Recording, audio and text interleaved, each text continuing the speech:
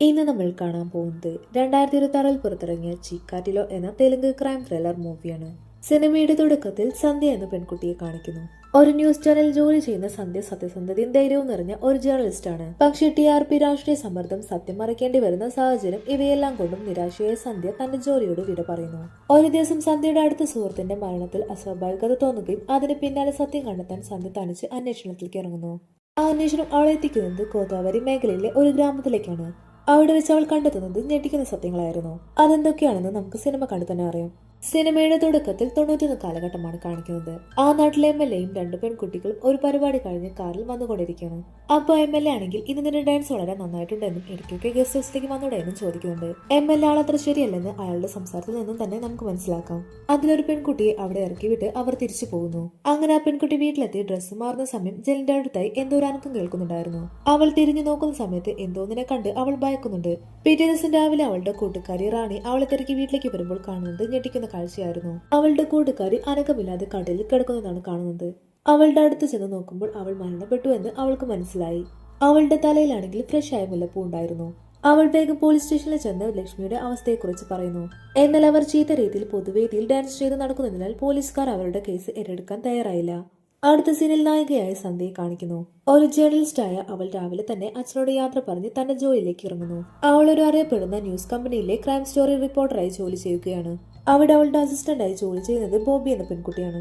ആ നാട്ടിൽ നടക്കുന്ന ക്രൈമുകളെ പറ്റി ഒരു സ്റ്റോറി ഉണ്ടാക്കി അവതരിപ്പിക്കുന്ന ഒരു പ്രോഗ്രാം ആയിരുന്നു അവരുടേത്. എന്നാൽ ഈ പ്രാവശ്യം TRPക്ക് വേണ്ടി അവളുടെ സ്റ്റോറിയിൽ ചില തിരുത്തലുകൾ നടത്തിയതിനു ശേഷമാണ് മാനേജർ അവൾക്ക് കൊടുത്തത്. അത് അവൾക്ക് ഇഷ്ടപ്പെടാതെ വരികയും മാനേജറോട് അവൾ ദേഷ്യപ്പെടുകയും ചെയ്യുന്നു. TRP കൂട്ടാൻ വേണ്ടി അവൾ തയ്യാറാക്കിയ സ്റ്റോറിയിൽ ഇല്ലാത്ത കാര്യങ്ങൾ കൂട്ടിച്ചേർക്കാൻ അവൾ തയ്യാറായിരുന്നില്ല. സന്ധ്യയ്ക്ക് തന്റെ ജോലി മതിയാക്കി സ്വന്തമായി എന്തെങ്കിലും ചെയ്യണമെന്ന് ആഗ്രഹമുണ്ടായിരുന്നു. ഈ കാര്യം അമർ കുറെ നാളായി സന്ധ്യയോട് പറയുന്നുണ്ടായിരുന്നു. സ്വന്തമായി ഒരു പോഡ്കാസ്റ്റ് തുടങ്ങാൻ വേണ്ടി അമർ അവളെ സഹായിക്കാൻ തയ്യാറായിരുന്നു. അമറിന്റെയും സന്ധ്യയുടെയും റിലേഷൻ വീട്ടിൽ അറിയുന്നത് കൊണ്ട് തന്നെ അവരുടെ വീട്ടുകാർ ചേർന്ന് അവരുടെ വിവാഹം നടത്താൻ തീരുമാനിക്കുകയാണ്. അങ്ങനെ ആ ചടങ്ങെല്ലാം കഴിഞ്ഞ് തിരിച്ചു വരുന്ന സന്ധ്യ അറിയുന്നത് അവളുടെ അസിസ്റ്റന്റായി ജോലി ചെയ്യുന്ന ബോബി എന്ന പെൺകുട്ടിയും അവളുടെ ബോയ് ഫ്രണ്ടും മരണപ്പെട്ടു എന്ന വാർത്തയാണ്. ബോബിയുടെ വീട്ടിലെത്തിയ സന്ധ്യ കാണുന്നത് ഞെട്ടിക്കുന്ന കാഴ്ചയായിരുന്നു. അതൊരു പക്ക കൊലപാതകമാണെന്ന് അവൾക്ക് ആദ്യ കാഴ്ചയിൽ തന്നെ മനസ്സിലായി. ബോബിയും അവളുടെ ബോയ് ഫ്രണ്ടും റൊമാൻറ്റിക് മൂഡിലിരിക്കുമ്പോഴാണ് കില്ലർ അവിടേക്ക് വരികയും അവനെ കൊന്ന ശേഷം അവളെ ക്രൂരമായി റേപ്പ് ചെയ്ത് കൊല്ലുന്നത്. എന്നാൽ ബോബിയുടെ തലയിലാണെങ്കിൽ ഫ്രഷായ മുല്ലപ്പൂ കിടപ്പുണ്ടായിരുന്നു. ബോയ് ഫ്രണ്ടിന്റെ കഴുത്തിലാണെങ്കിൽ പശുവിന്റെ കഴുത്തിൽ കെട്ടുന്ന കയറിൽ ഘടിപ്പിച്ച മണിയും ഉണ്ടായിരുന്നു. ശേഷം ഈ കേസ് അന്വേഷിക്കാൻ വരുന്നത് രാജീവ് എന്ന പോലീസ് ഓഫീസറാണ്. ക്രൈം സീനെല്ലാം തന്നെ പരിശോധിച്ചെങ്കിലും കില്ലറിലേക്ക് എത്തുന്ന ഒരു ക്ലൂ പോലും അവർക്ക് അവിടെ നിന്നും കിട്ടിയില്ല. സന്ധ്യ അവിടെ കണ്ടതും രാജീവിന് അവളെ മനസ്സിലായി. അവൾ TVയിൽ ചെയ്യുന്ന പ്രോഗ്രാം എല്ലാം തന്നെ അയാൾ കാണാറുണ്ടായിരുന്നു. സന്ധ്യയോട് തന്റെ കേസിൽ ഇടപെടേണ്ട എന്ന മട്ടിൽ സംസാരിച്ചുകൊണ്ടാണ് അയാൾ അവിടെ നിന്ന് പോകുന്നത്. എന്നാൽ തന്റെ ഉച്ച സുഹൃത്തിന്റെ കൊലപാതകം അന്വേഷിക്കാൻ അവൾ തീരുമാനിക്കുന്നു. അന്വേഷണം എവിടെ വരെ എത്തി എന്നറിയാൻ രാജീവിനെ കാണാൻ സന്ധ്യ പോകുന്നു. എന്നാൽ അവർക്ക് കേസിനെ കുറിച്ച് ഒരു തുമ്പും കിട്ടിയിട്ടില്ല എന്ന് അവരുടെ സംസാരത്തിൽ നിന്നും തന്നെ അവൾക്ക് മനസ്സിലായി. സന്ധ്യ തന്റെ ജോലി രാജിവെച്ച് സ്വന്തമായി പോഡ്കാസ്റ്റ് തുടങ്ങാൻ തീരുമാനിക്കുന്നു. അതിനുശേഷം അവൾ ആരും അറിയാതെ ക്രൈം നടന്ന ബോബിയുടെ വീട്ടിലേക്ക് പോവുകയും പരിശോധിക്കുകയും ചെയ്യുന്നു. നേരത്തെ ക്രിമിനോളജി പഠിച്ചിട്ടുണ്ടായിരുന്ന അവൾക്ക് ഒരു ക്രൈം സീൻ കണ്ട് അവിടെ എന്താണ് നടന്നതെന്ന് മനസ്സിലാകുന്നുണ്ടായിരുന്നു. കില്ലർ അകത്തേക്ക് വന്ന് ആദ്യം കൊലപ്പെടുത്തിയത് ബോബിയുടെ ബോയ് ഫ്രണ്ടിനെ ആയിരുന്നു. അതിന് പിന്നാലെയാണ് ബോബിയെ ക്രൂരമായി റേപ്പ് ചെയ്ത് കൊന്നത്. ബോബിയുടെ ക്രൈം സീൻ ഫോട്ടോ പരിശോധിച്ച ശേഷം സന്ധ്യയ്ക്ക് ഒരു കാര്യം മനസ്സിലാകുന്നു. അവൾ എപ്പോഴും ധരിക്കാനുള്ള അവളുടെ ഇയറിംഗ്സും ചെയിനും മിസ്സാണെന്ന് അവൾ കണ്ടെത്തുന്നു. കാര്യം അവൾ രാജീവിനെ അറിയിക്കുകയും വേറെന്തെങ്കിലും എവിഡൻസ് രാജീവിന് കിട്ടിയിട്ടുണ്ടോന്ന് അവൾ ചോദിക്കുന്നു. അപ്പോൾ രാജീവ് ആണെങ്കിൽ സംഭവ സ്ഥലത്തു നിന്നും ഒരു ഫുട് പ്രിന്റ് കിട്ടിയ കാര്യം പറയുന്നു. ആ സമയം സന്ധ്യയ്ക്ക് ഒരു കാര്യം ഓർമ്മ വരുന്നു. ആ ദിവസം ബോബി താമസിച്ചിരുന്ന ഫ്ലാറ്റിലെ വാച്ച്മാൻ ഷൂ ക്ലീൻ ചെയ്യുന്ന കാര്യം അവൾ കണ്ടിരുന്നു. അയാളെ ഒന്ന് ക്വസ്റ്റ്യൻ ചെയ്യാൻ രാജീവിനോട് സന്ധ്യ പറയുന്നു. അങ്ങനെ അവർ ആ വാച്ച്മാനെ തേടി പോവുകയാണ്. പോലീസിനെ കണ്ടതും വാച്ച്മാൻ ഓടി രക്ഷപ്പെടാൻ ശ്രമിച്ചെങ്കിലും അവർ അയാളെ കൈയോടെ പിടികൂടുന്നു. അവളുടെ നെക്ലേസും ഇയറിംഗ്സും എല്ലാം തന്നെ അയാളാണ് എടുത്തതെന്ന് അവൾക്ക് മനസ്സിലായി. അതോടെ ഈ കാര്യം ജനങ്ങളെ അറിയിക്കുകയും കേസ് പെട്ടെന്ന് കണ്ടുപിടിക്കാൻ കാരണം സന്ധ്യയാണെന്നും അതോടെ അവൾ ഫേമസ് ആവുകയും ചെയ്യാണ്.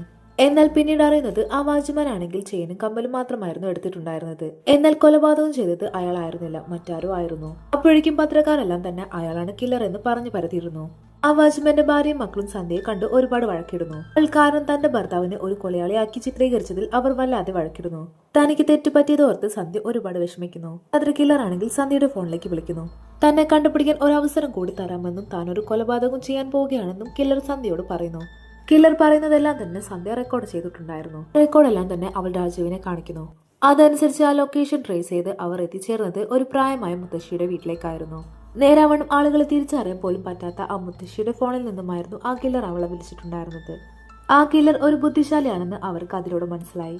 പിറ്റേന്ന് രാവിലെ സന്ധ്യയും അമറും കൂടെ ഒരിടം വരെ പോകുന്നു. അവളുടെ പോഡ്കാസ്റ്റ് കേട്ടിട്ട് റാണി എന്ന് പറയുന്ന ഒരു സ്ത്രീ അവളെ വിളിച്ചിട്ടുണ്ടായിരുന്നു. ബോബിയുടെ ജീവിതത്തിൽ നടന്നതുപോലെ എന്റെ ജീവിതത്തിലും നടന്നിട്ടുണ്ടെന്നും ഞാനും ഒരു വിക്ടിമാണെന്നും ആ സ്ത്രീ സന്ധ്യയെ വിളിച്ച് പറഞ്ഞിരുന്നു. വാണിയെ നേരിട്ട് കണ്ട് സംസാരിക്കാൻ വേണ്ടിയാണ് അവർ അവിടേക്ക് പോകുന്നത്. അവർ അവിടെ എത്തി വാണിയെ കണ്ട് കാര്യം തിരക്കുന്നു. 20 വർഷങ്ങൾക്ക് മുമ്പാണ് അത് സംഭവിച്ചത്.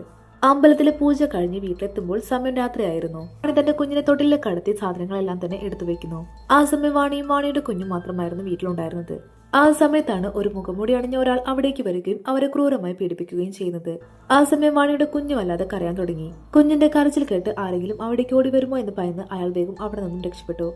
ഈ കാര്യമെല്ലാം വാണി അവളുടെ ഭർത്താവിനോട് പറഞ്ഞെങ്കിലും അയാൾ അതൊന്നും വിശ്വസിക്കാൻ തയ്യാറായിരുന്നില്ല. അയാൾ അതൊന്നും വിശ്വസിക്കാതെ അവളെ വീട്ടിൽ നിന്നും ഇറക്കി വിട്ടു. 20 വർഷം മുമ്പ് നടന്ന ഈ കാര്യങ്ങളെല്ലാം തന്നെ ഒരു ട്രോമയും വാണിയുടെ മനസ്സിൽ കിടപ്പുണ്ടായിരുന്നു. അന്ന് നാട്ടിൽ ഇതുപോലുള്ള സംഭവങ്ങൾ പലയിടത്തായി നടന്നിട്ടുണ്ടെന്നും വാണി അവരോടായി പറഞ്ഞു. സന്ധ്യയും രാജ്യവും ചേർന്ന് ആ നാട്ടിൽ വർഷങ്ങൾക്ക് മുമ്പ് നടന്ന റേപ്പ് കേസ് എല്ലാം തന്നെ അടങ്ങിയ ഫയൽ അവർ പരിശോധിക്കുന്നു. വ്യക്തിമായ സ്ത്രീകളുടെ വീട്ടിൽ പോവുകയും അവരോട് സംസാരിക്കുകയും ചെയ്യുന്നു. വാണി പറഞ്ഞത് പ്രകാരം ആ കില്ലറും അവരുടെ തലയിൽ ഫ്രഷായി മുല്ലപ്പൂ ചൂടിയിട്ടായിരുന്നു പോയിരുന്നത്. അങ്ങനെ സന്ധ്യ ലളിത എന്ന പേരുള്ള ഒരു സ്ത്രീയുടെ വീട്ടിലേക്ക് പോകുന്നു. 10 വർഷം മുമ്പ് നടന്ന കാര്യത്തെ പറ്റി ലളിതയോട് സംസാരിക്കാൻ പോയതും തനിക്ക് അതിനെക്കുറിച്ച് ഒന്നും സംസാരിക്കാനില്ല എന്ന് പറഞ്ഞ് അവർ വേഗം ഡോർ അടച്ചു. ലളിതയുടെ ഒരു ബന്ധു വന്ന് സന്ധ്യയോട് സംസാരിക്കുന്നു. 10 വർഷം മുമ്പ് ലളിതയുടെ ജീവിതത്തിൽ സംഭവിച്ച കാര്യങ്ങളെല്ലാം തന്നെ അയാൾ വിശദീകരിക്കുന്നു. എന്നാൽ അവർ സംസാരിക്കുന്നത് ഇപ്പൊ നമ്മളെ കേൾപ്പിക്കുന്നില്ല. അവൾ തിരിച്ച് അവളുടെ റൂമിലെത്തി. ആ സമയം അമർ അവളെ കോൾ ചെയ്യുന്നു. ഇത്രയും പെട്ടെന്ന് തന്നെ അവളോട് തിരിച്ചു വരാൻ പറയുകയും പോലീസുകാർ ചെയ്യേണ്ട ജോലിയൊന്നും തന്നെ നീ തൽക്കാലം ചെയ്യണ്ട എന്ന് പറഞ്ഞ് അവളോട് ദേഷ്യപ്പെടുന്നു. കാരണം അവൾക്ക് അപകടം വരുമെന്ന് അവൻ ഭയന്നിരുന്നു. എന്നാൽ സന്ധ്യയെ സംബന്ധിച്ച് ഈ കേസ് വിട്ടുകളയാൻ അവൾക്ക് പറ്റില്ലായിരുന്നു. അമർ പറഞ്ഞത് പ്രകാരം അവൾ തിരിച്ച് വീട്ടിലെത്തി. സന്ധ്യ നേരെ ചെന്നത് അവളുടെ പോഡ്കാസ്റ്റ് റൂമിലേക്കായിരുന്നു. അവിടുത്തെ ഭിത്തിയിൽ അവൾക്ക് കിട്ടിയ എല്ലാ വിവരങ്ങളും തന്നെ ഒട്ടിച്ചു വെച്ചു.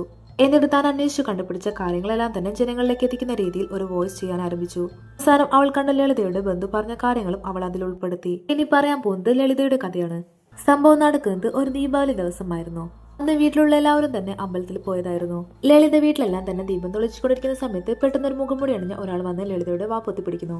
ആ സമയം ലളിത വിവാഹം കഴിക്കാനിരിക്കുന്ന ഒരു ചെറുപ്പക്കാരൻ അവിടേക്ക് വരുന്നുണ്ടായിരുന്നു. അവനെ കണ്ട കൊലയാളിയാണെങ്കിൽ ലളിതയെ വിട്ട് അവന്റെ തലക്കടിച്ച് അവനെ കൊല്ലുന്നു. ശേഷം അവരുടെ ഡെഡ് ബോഡി കിടന്ന സ്ഥലത്ത് വെച്ച് തന്നെ ലളിതയെ ക്രൂരമായി റേപ്പ് ചെയ്ത് കൊല്ലുന്നു. എന്നിട്ട് അവളുടെ തലയിൽ മുല്ലപ്പൂ ചൂടുകയും അവൾ കിടന്ന കാളയുടെ കഴുത്തിൽ കിടന്ന മണിയെടുത്ത് അവളുടെ കാമുകന്റെ കഴുത്തിൽ കെട്ടുകയും ചെയ്യുന്നു. ഈ മുഖമൂടിക്കാരൻ രാത്രി സമയത്തെ വരികയുള്ളൂ. നിങ്ങൾ വീട്ടിൽ ഒറ്റയ്ക്കുള്ള സമയം നോക്കിയായിരിക്കും അയാൾ നിങ്ങളെ തേടി വരിക. ഒരു തെളിവ് പോലും ബാക്കി വെക്കാതെ അയാൾ എല്ലാ കാര്യങ്ങളും ചെയ്ത ശേഷം തിരികെ പോകും. തന്റെ ഫ്രണ്ടിനെ കൊന്ന കൊലയാളിയും 10 വർഷം മുമ്പ് ലളിതയെ കൊന്ന കൊലയാളിയും ഒരാൾ തന്നെയാണെന്ന് സന്ധ്യ സംശയം പറയുന്നു. എല്ലാവരോടും ജാഗ്രതയോടെ ഇരിക്കാൻ സന്ധ്യ തന്റെ പോഡ്കാസ്റ്റിലൂടെ ജനങ്ങളോട് പറയുന്നു. അങ്ങനെ ജനങ്ങൾക്കിടയിൽ ആ പോഡ്കാസ്റ്റ് ഒരുപാട് ശ്രദ്ധ നേടുകയും കണ്ടവരെല്ലാം തന്നെ ഷെയർ ചെയ്യുകയും ചെയ്യുന്നു. 10 വർഷം മുമ്പ് കൊല ചെയ്ത ആ കില്ലർ തന്നെയാണോ ഈ കൊലയാളി എന്ന് എല്ലാവരും തന്നെ സംശയിക്കുന്നു. അങ്ങനെ പോലീസുകാരെല്ലാം തന്നെ സന്ധ്യക്കെതിരെ തിരിയുന്നു. നിങ്ങൾ അന്വേഷിച്ച കാര്യങ്ങളെല്ലാം തന്നെ ഇങ്ങനെ ലോകത്തോട് വിളിച്ചു പറഞ്ഞാൽ പ്രസ് ഞങ്ങളെയാണ് ചോദ്യം ചെയ്യുന്നത്. കൊലയാളി നമ്മൾ വിചാരിക്കുന്ന പോലെ അത്ര നിസ്സാരക്കാരനല്ല. ഇങ്ങനെ വിളിച്ചു പറഞ്ഞാൽ അത് നിന്റെ ജീവന് തന്നെ ആപത്തായിരിക്കും. ഈ പറഞ്ഞ കാര്യങ്ങളെല്ലാം തന്നെ ജനങ്ങളെ വിശ്വസിക്കണമെങ്കിൽ വർഷങ്ങൾക്ക് മുമ്പ് വിക്ടിമായ എല്ലാവരെയും തന്നെ വിളിച്ചുകൂട്ടി ഒരു പ്രസ് മീറ്റിംഗ് വെക്കേണ്ടതുണ്ട്. എന്നാൽ മാത്രമേ ഈ കേസ് മുന്നോട്ട് പോകുകയുള്ളൂ എന്ന് രാജീവ് പറഞ്ഞിട്ട് പോകുന്നു. സന്ധ്യ അവരെല്ലാവരും വിളിച്ചെങ്കിലും ആരും തന്നെ പ്രസ് മീറ്റിംഗിൽ പങ്കെടുക്കാൻ എത്തിയില്ല. ആരും അവരുടെ ഫേസ് മീഡിയയ്ക്ക് മുൻപിൽ തുറന്നു കാണിക്കാൻ തയ്യാറായിരുന്നില്ല. അവൾ അവരെല്ലാം തന്നെ മാറി മാറി വിളിച്ചെങ്കിലും ആരും തന്നെ അന്ന് വന്നില്ല. ആരും വരില്ല എന്ന് കണ്ടതോടുകൂടി എല്ലാ മീഡിയക്കാരും ആകെ ബഹളം ഉണ്ടാക്കാൻ തുടങ്ങി. ആ സമയത്താണ് 2 സ്ത്രീകൾ അവിടേക്ക് വരുന്നത്. അവയുടെ തുടക്കത്തിൽ കാണിച്ച ആ ഡാൻസ് കളിക്കുന്ന റാണിയും ലക്ഷ്മിയുമായിരുന്നു അത്. റേപ്പ് ചെയ്തെങ്കിലും റാണി അന്ന് മരിച്ചിട്ടുണ്ടായിരുന്നില്ല. അവരന്ന് നടന്ന സംഭവങ്ങളെല്ലാം തന്നെ മീഡിയക്കാർക്ക് മുമ്പിൽ തുറന്നു പറയുന്നു. അന്ന് ഫെസ്റ്റിവൽ കഴിഞ്ഞ് അവർ പോകാൻ നേരം ആ നാട്ടിലെ ദുഷ്ടനായ രാഷ്ട്രീയക്കാരൻ വന്ന് അവർ പിടിച്ചു കൊണ്ടുപോകാൻ ശ്രമിച്ചിരുന്നു. ആ സമയം അവിടേക്ക് MLA വരികയും അവരുടെ കാറിൽ അവരെ കൂട്ടിക്കൊണ്ടു പോവുകയും ചെയ്യുന്നു. എന്നാൽ അയാളുടെ മനസ്സിലും തെറ്റായ ഉദ്ദേശം മാത്രമായിരുന്നു. അവർ റാണിയെ വീട്ടിൽ കൊണ്ടുവിട്ട ശേഷം ലക്ഷ്മിയുമായി പോയി. എന്നാൽ ലക്ഷ്മി വീട്ടിലെത്തിയതും അവളെ കാത്ത് ഒരു മുഖംമൂടി അണിഞ്ഞ ഒരാൾ നിൽപ്പുണ്ടായിരുന്നു. അയാൾ അവളെ ക്രൂരമായി റേപ്പ് ചെയ്യുന്നു. അവൾ മരിച്ചെന്ന് വിചാരിച്ചായിരുന്നു അയാൾ അവിടെ നിന്ന് പോയത്. എന്നാൽ അവൾക്ക് ജീവനുണ്ടായിരുന്നു. രാവിലെ അവിടേക്ക് എത്തിയ റാണിയാണ് അവളെ ഹോസ്പിറ്റലിൽ എത്തിച്ചത്. അന്ന് പോലീസിൽ പരാതിപ്പെട്ടെങ്കിലും കേസെടുക്കാൻ ഇൻസ്പെക്ടർ തയ്യാറായിരുന്നില്ല. ആ സമയത്ത് ഇൻസ്പെക്ടർ ആരായിരുന്നു എന്ന് മീഡിയക്കാർ ചോദിച്ചു. ഇന്നത്തെ DGP ആയിരുന്നു അന്നത്തെ ഇൻസ്പെക്ടറായി ജോലി ചെയ്തിരുന്നത്. അതോടെ മീഡിയക്കാർ DGPയെ സമീപിക്കുകയും എന്തുകൊണ്ടാണ് കേസ് ഏറ്റെടുക്കാതെന്ന് എന്നായിരുന്നു അവരുടെ ചോദ്യം. ജനങ്ങൾ അയാൾക്കെതിരെ തിരിഞ്ഞതോടുകൂടി അയാളെ ഈ കേസ് അന്വേഷണത്തിൽ നിന്ന് മാറ്റുകയും പകരം മറ്റൊരു ടീമിനെ നിയമിക്കുകയും ചെയ്യുന്നു. ഈ കേസിനെ കുറിച്ച് കൂടുതൽ അറിയാൻ വേണ്ടി അവരുടെ കയ്യിൽ ഫയൽസോ എവിഡൻസോ ഒന്നും തന്നെ ഉണ്ടായിരുന്നില്ല. എന്നാൽ എല്ലാം തന്നെ സന്ധ്യയുടെ കയ്യിലുണ്ടായിരുന്നു. അത് മനസ്സിലാക്കിയ ശേഷം അവരെല്ലാം തന്നെ സന്ധ്യയുടെ വീട്ടിലെത്തി. അവിടെത്തി എവിഡൻസ് എല്ലാം തന്നെ പരിശോധിക്കാൻ തുടങ്ങി. തന്റെ സമ്മതമില്ലാതെ എവിഡൻസ് എല്ലാം തന്നെ എടുത്തതിൽ സന്ധ്യയ്ക്ക് വല്ലാതെ ദേഷ്യം വന്നു. എന്നാൽ അവർ സന്ധ്യയും ആ കേസ് അന്വേഷണത്തിൽ ഒപ്പം കൂട്ടാൻ തീരുമാനിക്കുന്നു. അങ്ങനെ അവളും ആ കേസ് അന്വേഷണത്തിൽ അവർക്കൊപ്പം പങ്കുചേർന്നു. അങ്ങനെ ഇരിക്കെ സന്ധ്യ വിവാഹം കഴിക്കാൻ പോകുന്ന അമറിന്റെ അച്ഛൻ DGPയുടെ അടുത്ത സുഹൃത്താണെന്ന് അയാൾ പറയുന്നു. ഇത് സന്ധ്യയ്ക്ക് ചില സംശയങ്ങൾ ഉണ്ടാക്കുകയും അവൾ കേസിന്റെ ഗതി തന്നെ മാറ്റുന്നു. 10 വർഷമായി തുടർന്ന് കൊല ചെയ്യുന്നുണ്ടെങ്കിൽ അയാൾക്ക് നല്ല അറിവും വിദ്യാഭ്യാസം ഉള്ള ആളായിരിക്കും. ഉയർന്ന രാഷ്ട്രീയത്തിലിരിക്കുന്ന ആളോ ഉയർന്ന ഉദ്യോഗസ്ഥനോ ആയിരിക്കുമെന്ന് സന്ധ്യ പറയുന്നു. അതനുസരിച്ച് അവൾ പഴയ റെക്കോർഡ്സ് എല്ലാം തന്നെ പരിശോധിക്കുന്നു. ആ സമയത്ത് ഇൻസ്പെക്ടർ ആരായിരുന്നു എന്നും രാഷ്ട്രീയത്തിലുള്ള ഉയർന്ന ആളുകൾ ആരെല്ലാമായിരുന്നു എന്നും അവർ ലിസ്റ്റ് ഉണ്ടാക്കി അന്വേഷിക്കുന്നു. ആ ഒരു അന്വേഷണത്തിനിടയിലും സന്ധ്യയുടെയും അമറിന്റെയും വിവാഹ കാര്യങ്ങൾ നടക്കുന്നുണ്ടായിരുന്നു. അങ്ങനെയൊക്കെ പിറ്റേ ദിവസം പോലീസ് സ്റ്റേഷനിലേക്ക് കില്ലറിന്റെ കോൾ വരുന്നു. എത്രയും പെട്ടെന്ന് തന്നെ ഒരു കൊല കൂടി നടക്കാൻ പോവുകയാണെന്ന് അയാൾ മുന്നറിയിപ്പ് നൽകി. ഇതിനാണ് താങ്കൾ ഈ കൊലകളെല്ലാം ചെയ്യുന്നതെന്ന് ഇൻസ്പെക്ടർ ചോദിക്കുമ്പോൾ, എനിക്ക് ഇഷ്ടമില്ലാത്ത ആളുകളെ ഞാൻ കൊന്നുകളയും എന്നായിരുന്നു അയാളുടെ മറുപടി. ഇപ്പോഴും ഞാൻ കൊല ചെയ്ത ശേഷം മറിഞ്ഞിരിക്കുകയല്ല, നിങ്ങളുടെ കൂടെ തന്നെ ഒരാളായി ജീവിക്കുകയാണെന്ന് പറഞ്ഞ് അയാൾ കോൾ കട്ട് ചെയ്യുന്നു. അതിനു മുമ്പ് തന്നെ അവർ ആ ലൊക്കേഷൻ ട്രാക്ക് ചെയ്തിരുന്നു. അതൊരു മാളായിരുന്നു എന്ന് അവർ കണ്ടെത്തുന്നു.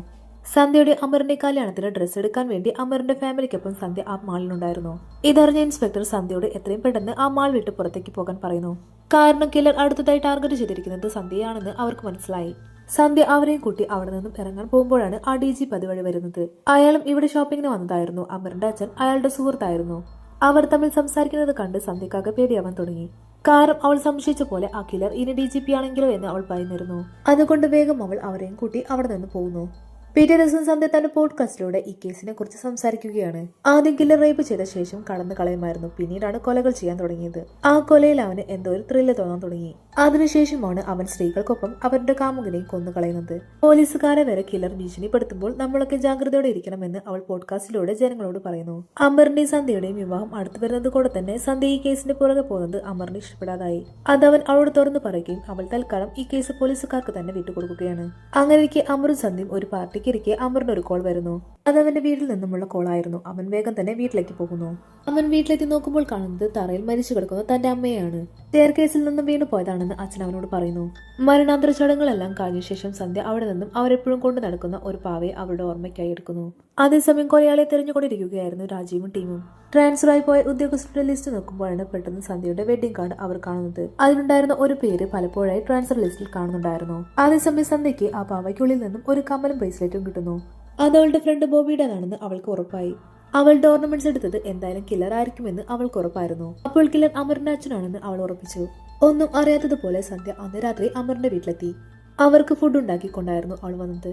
ആ സമയം അമറിന്റെ അച്ഛൻ അവളോട് ചായ ഇട്ട് തരാൻ പറയുന്നു. അതനുസരിച്ച് അവൾ കിച്ചണിലേക്ക് പോയതും അവൾക്ക് പോലീസിൽ നിന്നും ഒരുപാട് കോൾ വരുന്നത് അയാൾ ശ്രദ്ധിക്കുന്നു. അതോടെ അവൾക്ക് കാര്യങ്ങളെല്ലാം അറിയാമെന്ന് അയാൾക്ക് മനസ്സിലായി. ഉടനെ അയാൾ സന്ധ്യയുടെ അടുത്ത് ചെന്ന് തന്റെ DNA സാമ്പിൾ കിട്ടിയോ എന്ന് ചോദിക്കുന്നു. തന്റെ ഭാര്യ പത്മയെ കൊന്നത് താനാണെന്നും തന്റെ രഹസ്യങ്ങളെല്ലാം കണ്ടുപിടിച്ചു എന്നായപ്പോൾ താൻ തന്നെയാണ് അവളെ സ്റ്റെയർകേസിൽ നിന്നും തള്ളിയിട്ട് കൊന്നതെന്ന് അയാൾ പറയുന്നു. ശേഷം അയാൾ അവളെ ആക്രമിക്കാൻ വരുമ്പോഴേക്കും പോലീസ് അവിടെ എത്തുകയും അയാളെ അറസ്റ്റ് ചെയ്ത് കൊണ്ടുപോവുകയും ചെയ്യുന്നു. അയാളെ പോലീസ് ക്വസ്റ്റ്യൻ ചെയ്തെങ്കിലും അയാളൊന്നും തന്നെ തുറന്നു പറയാൻ തയ്യാറായിരുന്നില്ല. ഒടുവിൽ സന്ധ്യ പോയി അയാളോട് ഓരോ ചോദ്യങ്ങൾ ചോദിക്കാൻ തുടങ്ങി. അയാളൊന്നും മിണ്ടാതായപ്പോൾ സന്ധ്യ അവളുടെ കയ്യിലുള്ള ഒരു ഫോട്ടോ കാണിച്ചുകൊണ്ട് പറഞ്ഞു, പോലീസ് പോലും കണ്ടുപിടിക്കാത്ത ഒരു ക്രൈമിനെ പറ്റി ഞാൻ കണ്ടെത്തി. ആ ഫോട്ടോയിലുണ്ടായിരുന്നത് അയാളുടെ ആന്റി ആയിരുന്നു.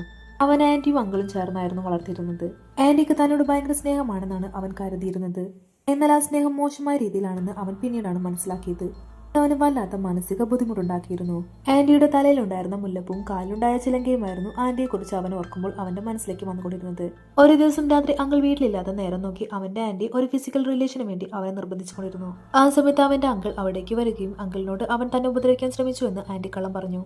ഇത് കേൾക്കുന്ന അങ്കിളാണെങ്കിൽ അവനെ വല്ലാതെ ഉപദ്രവിച്ചു. സത്യം എന്താണെന്ന് പോലും മനസ്സിലാക്കാതെ അവനെ ഉപദ്രവിച്ചതിൽ ദേഷ്യം വന്ന് അവൻ അവിടെ കിടന്ന പശുവിന്റെ കയറെടുത്ത് അയാളുടെ കഴുത്തിൽ കെട്ടി അയാളെ കൊന്നു. ശേഷം ആന്റിയുള്ള ദേഷ്യത്തിന് അവൻ ആന്റിയെ ക്രൂരമായി റേപ്പ് ചെയ്ത് കൊന്നുകളയാണ്. പിന്നീട് അവൻ മുല്ലപ്പൂവും ചിലങ്കയും അണിയുന്ന സ്ത്രീകളെ കാണുമ്പോഴെല്ലാം തന്നെ ആന്റി ഓർമ്മ വരികയും ആ ദേഷ്യം അവരിൽ തീർത്തുകൊണ്ടിരുന്നു. പലയിടങ്ങളിലേക്ക് അവൻ ട്രാൻസ്ഫർ ആയി പോകുമ്പോഴെല്ലാം തന്നെ അവിടെയും ഇതുപോലുള്ള സ്ത്രീകളെ കാണുമ്പോഴും അവൻ ഇത് തന്നെ ചെയ്തുകൊണ്ടിരുന്നു. അപ്പോൾ സന്ധ്യയുടെ ഫ്രണ്ട് ബോബിയെ കൊന്നത് എന്തിനാണെന്ന് സന്ധ്യ ചോദിച്ചപ്പോൾ അവൾക്ക് ഡാൻസ് പോലെ ഇഷ്ടമാണെന്ന് അവൾ കണ്ടപ്പോൾ പറഞ്ഞു. അതുകൊണ്ടാണ് ഞാൻ അവളെ കൊന്നതെന്ന് അയാൾ വ്യക്തമാക്കി. അങ്ങനെ അന്വേഷണത്തിനൊടുവിൽ യഥാർത്ഥ കുറ്റവാളിയെ കണ്ടെത്തിയ കാര്യം സന്ധ്യ തന്റെ പോഡ്കാസ്റ്റിലൂടെ ജനങ്ങളെ അറിയിച്ചു. ഇനിയുള്ള തന്റെ പുതിയ കേസുകളും അന്വേഷണങ്ങളും ഈ പോഡ്കാസ്റ്റിലൂടെ തന്നെ പുറത്തു കൊണ്ടുവരുമെന്ന് അറിയിച്ചുകൊണ്ടാണ് ഈ മൂവി അവസാനിക്കുന്നത്. ഈ ഒരു മൂവി ഇഷ്ടമായിട്ടുണ്ടെങ്കിൽ ലൈക്ക് ചെയ്യാനും ചാനൽ സബ്സ്ക്രൈബ് ചെയ്യാനും മറക്കില്ലേ.